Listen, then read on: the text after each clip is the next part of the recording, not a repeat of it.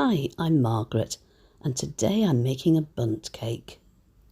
This pretty tin has a non-stick coating, but I'm still going to make sure because I want the pattern to really stand out.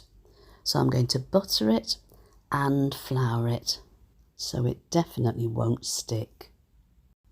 The trick to this is to make sure the butter covers every single part of the tin, and then when you put the flour on, again, every bit of surface will be covered.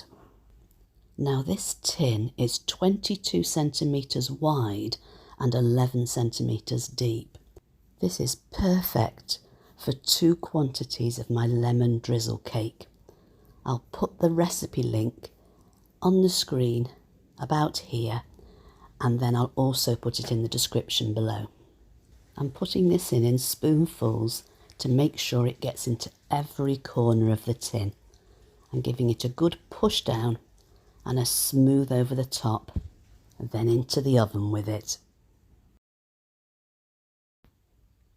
When it comes out, it'll need to cool a little, but while it's still warm, I'm going to pour over some nice sugar syrup.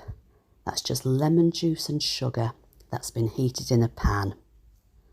Leave it for an hour or so, and then turn it over.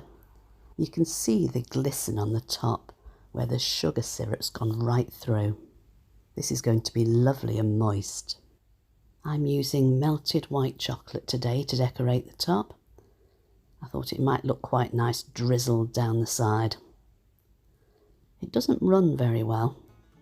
I believe you have to add a little bit of extra cocoa butter to make it drip properly, but I like it a bit rustic. Thanks for joining me. Take care. See you soon.